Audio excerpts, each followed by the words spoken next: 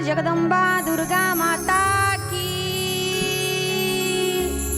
उमापति महादेव की, देव की जय, गणेश जी महाराज की,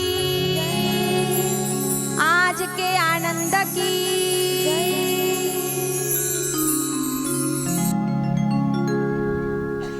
या ठिकाणी अकारण करुणावरून आले भक्तवांछित कल्पतरू पंढरीनाथाच्या कृपेने साधू संतांच्या आशीर्वादाने समस्त ग्रामस्थ विखरण नगरीमध्ये सुरू असणारा आई भगवतीच्या दरबारामध्ये श्रीमद देवी भागवत कथा यज्ञ विखरणकर ग्रामस्थवासी यांच्या अथक अशा परिश्रमाने खूप परिश्रम आहेत, खूप धावपळ आहे, खूप श्रम आहे, खूप आर्थिक खर्चही आहे आणि सर्वच अशा बाजूंनी गोड मार्गदर्शन आहे। आमचे मानसपुत्र प्रवीण महाराज असतील, तब्येत बरी नाही त्यांची 5-6 दिवसापासून, पण आपल्या गावावर एवढं प्रेम आहे, रोज दवाखान्यात जातात, इथं येऊन बसतात। एवढं प्रेम काही पाहिलं नव्हतं बरं अजून कोणत्या गावाविषयी। रोज दवाखान्यात, रात्री 1 वाजताही दवाखान्यात जातात, पण आपल्या गावासाठी हजर आहे।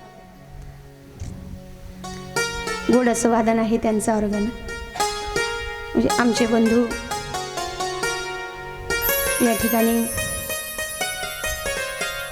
भागवत महाराज, गोड त्यांचं तबला वादन आहे। आमचं अतिशय हृदयाजवळचं नातं, ऑपरेटिंग सिस्टीमही त्यांची आहे। हरिभक्तीपरायण पॅड वाजवणारे रुपेश महाराज, गोड असं त्यांचं वादन आहे। हरिभक्तीपरायण आदरणीय आपल्या गावाचं भूषण रोहित महाराज, त्यांची उपस्थिती आपल्या कथेला असते नव्हे। आमची ऋतुजाताई, ते तुम्हाला दिसत नाही असं तिकडनं म्हणणं आहे, नाही का? दिसणार नाही ना, नाही का? एक दिवस राहून एक दिवस राहत नाही ना असे म्हणजे मध्यंतरी तिचे कीर्तन घेतले, नवरात्रीचा दिवस असल्यामुळे तिचे कीर्तन घेतले होते। आणि जाते म्हणून दिसत नाही हा विषय वेगळा आहे, आणि खाली बसते म्हणून दिसत नाही हाही एक विषय वेगळा आहे। आज चौरंग ठेवायचं होतं तिला बसायला, कार्यक्रम झाल्यानंतर पाहून घेत जा।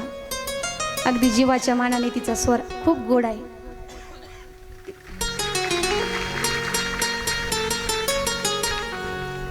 तब्येत नाजूक आहे, पण छोटा बाम आणि बडा धमाका आहे। अतिशय आमचं गोड लेकरू आहे। आमच्या सगळ्याच मुली गोड आहेत बरं का। प्रत्येक विद्यार्थी एक वेगवेगळ्या गुणामध्ये या ठिकाणी परिपूर्ण आहेत। या ठिकाणी 5च आणले आहेत मी, बाकीच्या घरी आहेत असो।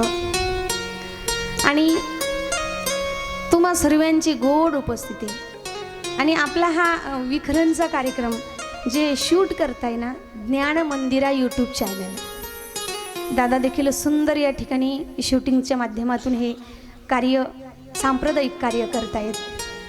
केव्हाही आपल्याला इच्छा झाली आपल्या विखरणचं देवी भागवत कथा आपल्याला श्रवण करायची, केव्हाही यूट्यूबला सर्च केलं तरी आपण हे कार्यक्रम पाहू शकतात। आणि केव्हाही आपल्या महिला मंडळांचा भजनाचा आनंद, सगळ्याच गोष्टी आपण यूट्यूबच्या माध्यमातून पाहू शकतात। असं गोड नियोजन आहे, आणि एकदा या सुंदर गोड नियोजनाकरता जोर आणि टाळी होऊ द्या।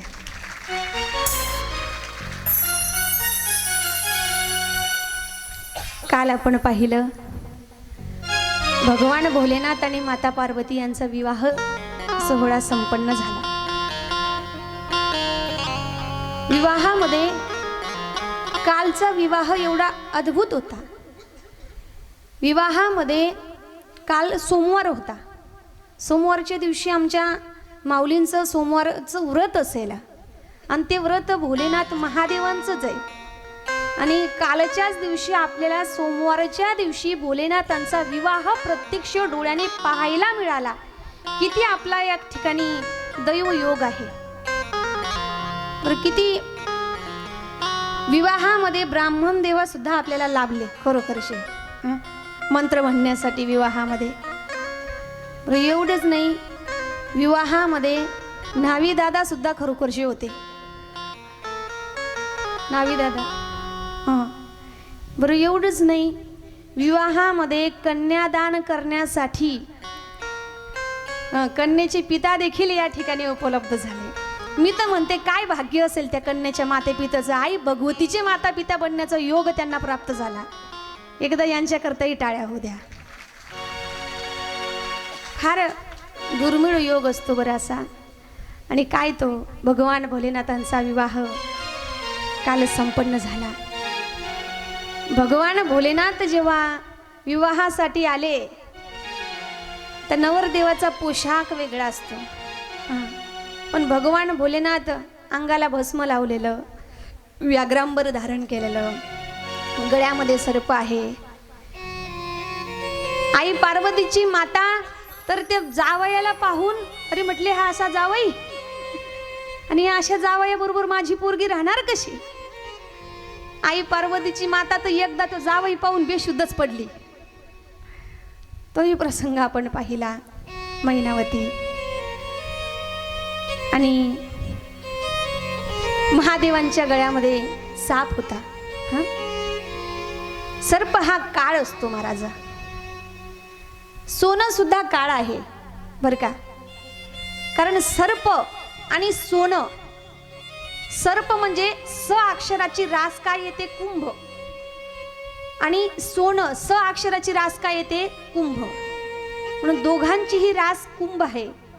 म्हणून या ठिकाणी सोनं हे सुद्धा एक काळच आहे. म्हणून अति सोनं झालं की काळ आपल्या घरी वास करत असतो. म्हणून सुवर्ण असावं पण संस्कृती सोबत असावं. सुवर्ण जरी असलं त्याच्यासोबत संस्कृतीही असावी. द्वारकेमध्ये सुवर्ण भरपूर होतं पण संस्कृती राहिली नाही. म्हणून द्वारकेचं काय झालं, द्वारका बुडाली. लंकेमध्ये सुवर्ण भरपूर होतं.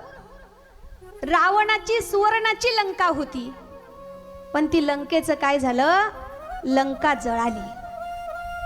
द्वारका बुडाली, लंका जळाली. का? संस्कृती राहिली नाही म्हणून. म्हणून द्वारका, लंका, आफ्रिका, अमेरिका ती बुडाल्याशिवाय राहणार नाही. का? संस्कृती नाही म्हणून. म्हणून मी तर म्हणते सोनं पाहिजे पण त्याच्यासोबत संस्कृतीही पाहिजे. कारण आमच्या देशातील नुसतं वनच नाही, आमच्या देशामध्ये भरपूर वन आहेत. आणि त्या वनामध्ये, त्या जंगलामध्ये बसणाऱ्या चिडिया, चिमण्या सुद्धा सोन्याच्या आहेत.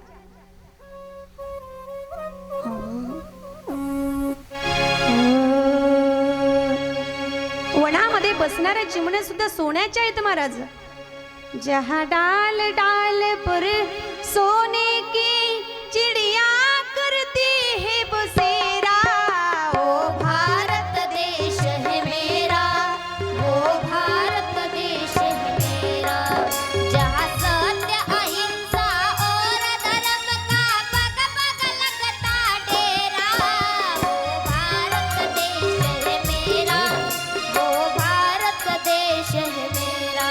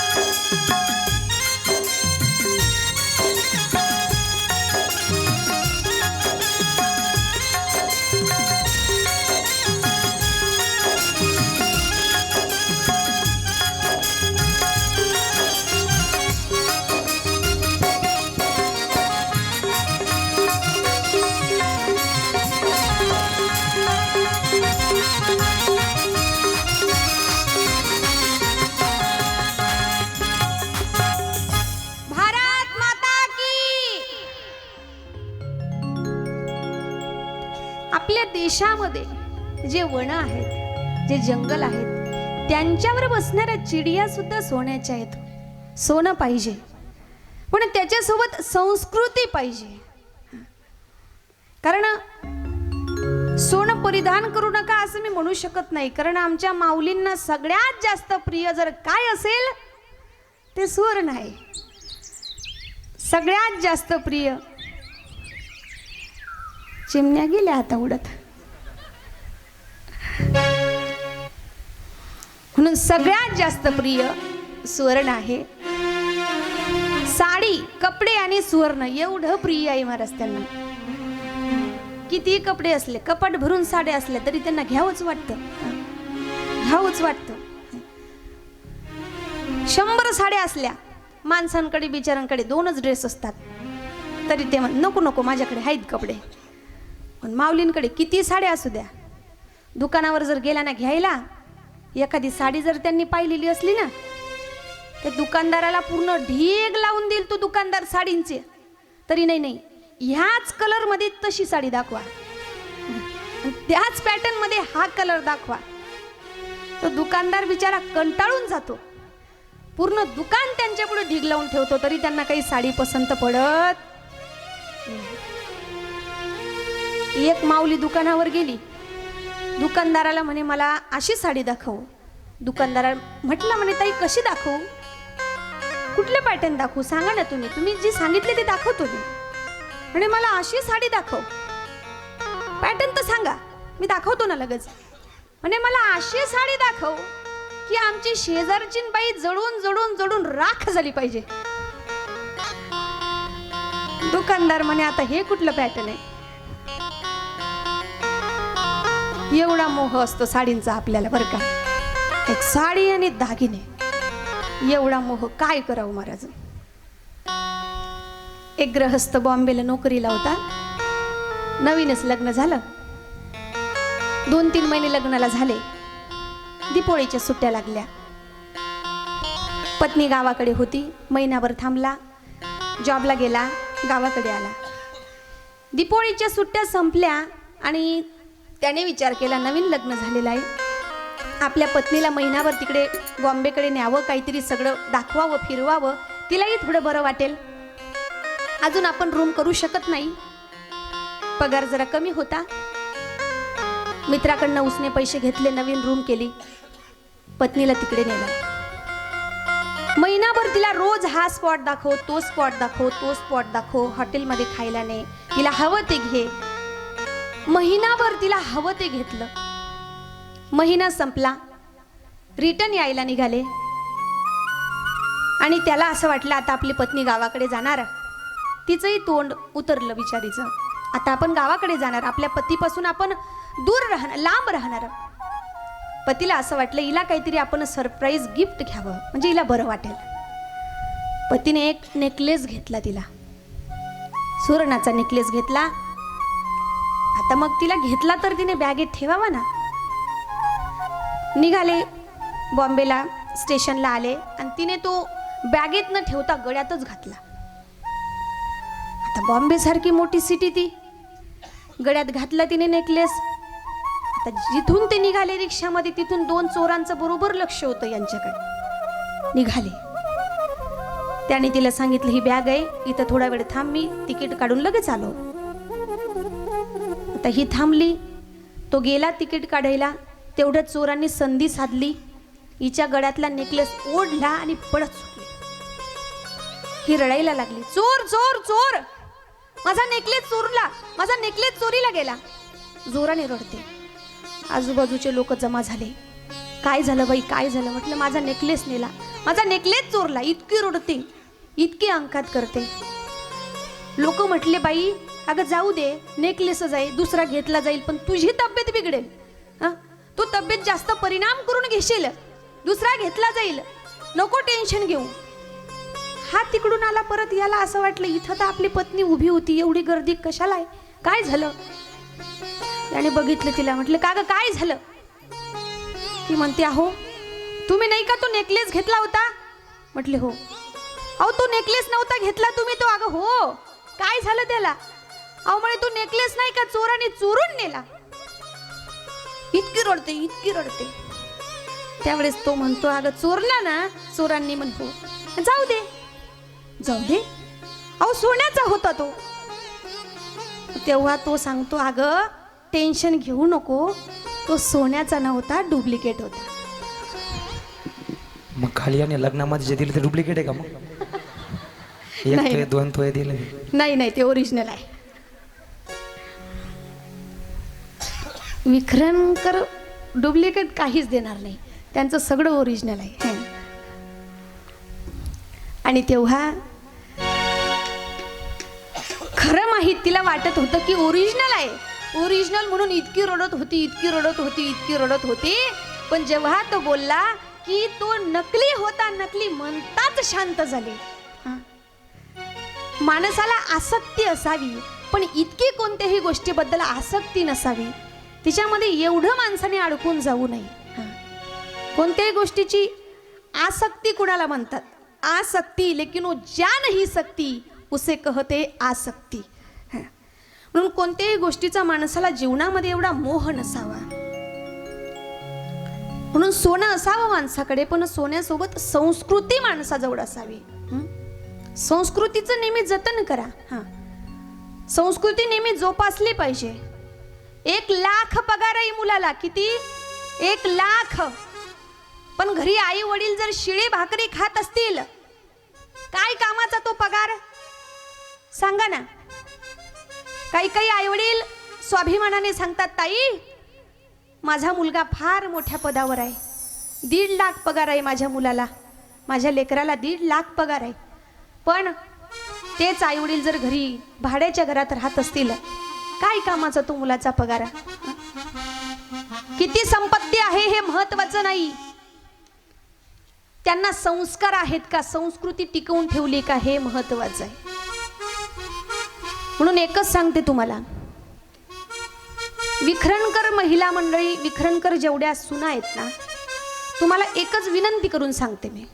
मला तुमची बहीण समजा, माझा बोलण्याचा राग येऊ देऊ नका, पण तुम्हाला हात जोडून विनंती करून सांगते, जर आपल्या माहेरी आपल्या बहिणीने आपल्या आई वडिलांना सुखात ठेवावं असं वाटतं की नाही तुम्हाला? माऊलींनो, सर्व माऊलींना सांगते मी, आपल्या माहेरी आपल्या बहिणीने आपल्या आई वडिलांना सुखात ठेवावं असं वाटतं की नाही? वाटतं ना? होत म्हणा. हा, वाटतं ना?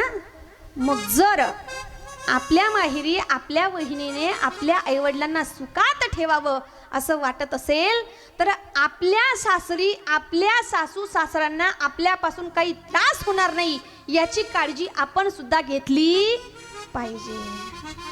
घेतली पाहिजे. आपण दीपवाळीला अक्षय तृतीयेला जातो आणि वहिनीला सांगतो, रुबाबात सांगतो, वहिनी आईबाबांची काळजी घ्या, त्यांच्याकडे लक्ष द्या. मग आपले जे सासू सासरे आहेत ते सुद्धा कुणाचे तरी आई वडील आहेत. अरे तुम्ही जरी तुमच्या सासू सासऱ्यांना मुलीप्रमाणे प्रेम दिलं, त्यांचा मात्या पित्याप्रमाणे सांभाळ केला, निश्चितच तुमची वहिनी तुमच्या माहेरी तुमच्या आई वडिलांना प्रेम दिल्याशिवाय राहणार नाही.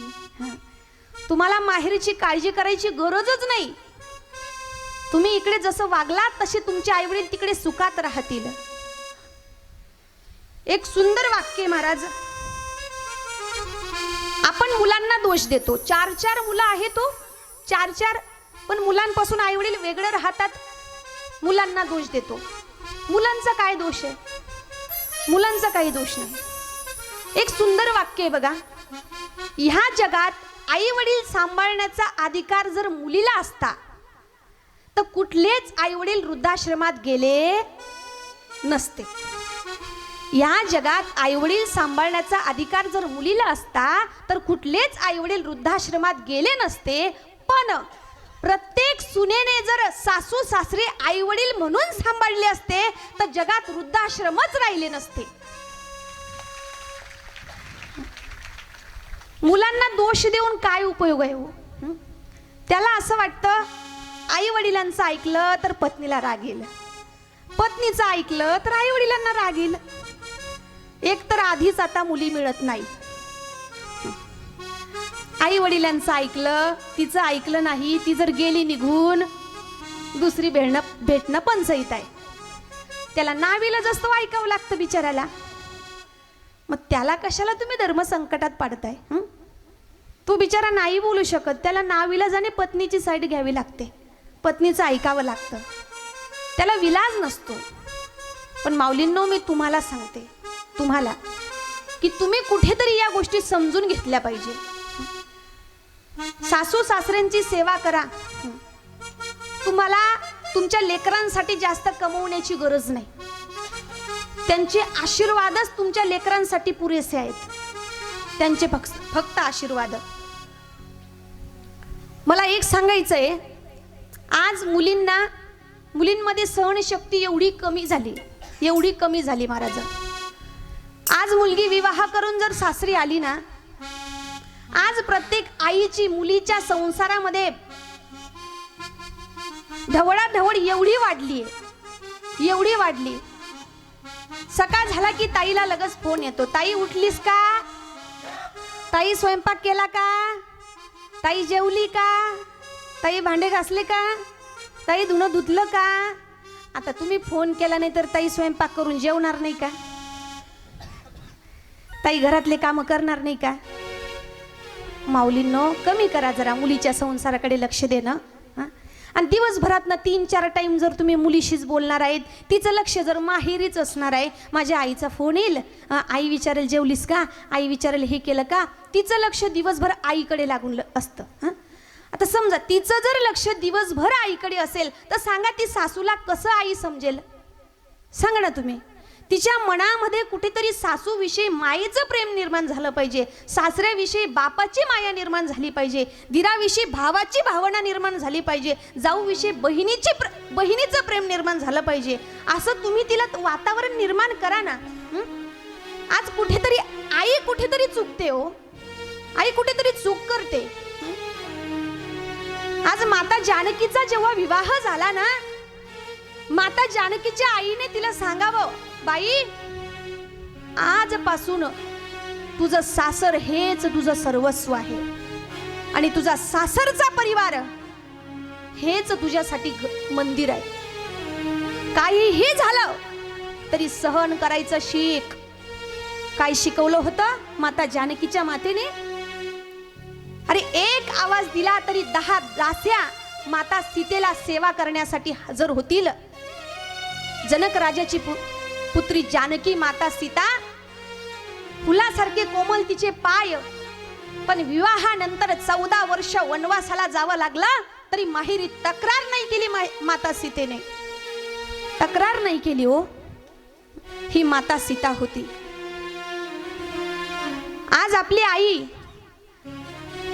आईच लेकीला सांगते, बाई 2-4 महिने राहा, 5-6 महिने काढ, सगळ्यांचा अक्का टक्का बघ.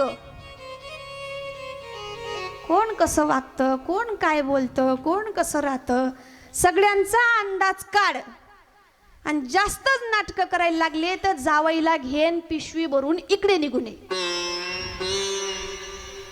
इकडे तुला काहीतरी पानटपरी वगैरे दुकान टाकून दे, पण जास्त टेन्शन घेऊ नको.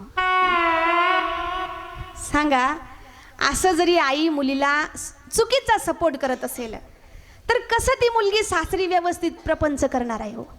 आज जास्तीत जास्त मुलींचे डिवोर्सचे प्रमाण वाढले असतील तर या मुलींच्या आईंमुळे. म्हणून माझी विनंती आहे मुलींच्या आईंना की नका आपल्या मुलींच्या संसारामध्ये इंटरफेअर करू. त्यांना त्यांचा संसार सुखाचा करू द्या.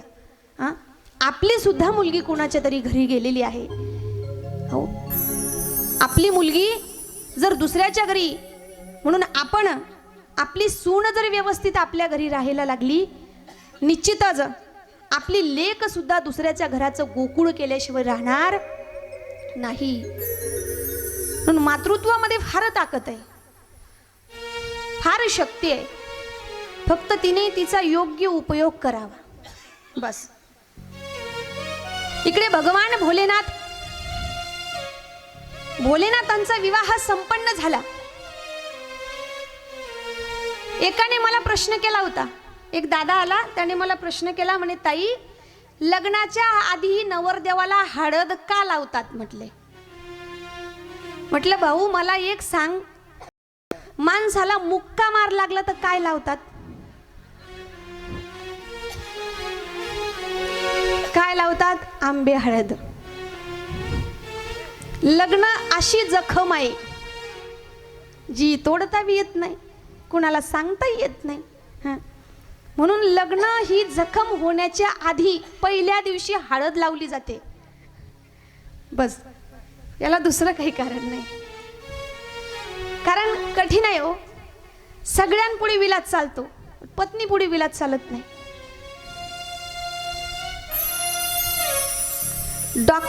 डॉक्टरची बायको डॉक्टरांना सांगते, काय सांगते माहिती का? आमचे डॉक्टर साहेब त्यांच्याकडे एक दिवस जाऊन आलो आम्ही. तुम्हाला नाही बोलत डॉक्टर बाईन त्यांना. डॉक्टरची बायको डॉक्टरला सांगते, काय थांबा तुमचा विलाजच करीन मी. वकिलाची बायको काय बोलते माहिती का? तुमचा असा निकाल लावेल. वकिलाची बायको सांगते. शिक्षकाची बायको सांगते, शिक्षकाची बायको मला शिकवू नका, माझ्या पुढे तरी बोलू नका, तुमच्या त्या पोरांना शिकवा. गायकाची बायको काय सांगते माहिती का?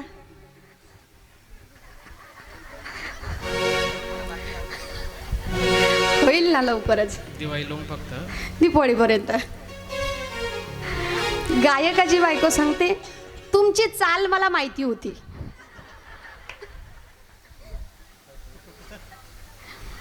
बरं, गायकाचं झालं. वादकाची बायको काय म्हणते माहिती का? वादकाची, मला थापा मारू नका. आणि कीर्तनकाराची बायको काय म्हणते माहिती का? बस करा आता, तुमचं कीर्तन बंद करा. फार अवघड जखम. तुमचा नाही शोध लागला बरं अजून. फार अवघड जखम आहे हो लग्न म्हणजे. आणि भगवान भोलेनाथ माता जानकी यांचा विवाह झाला.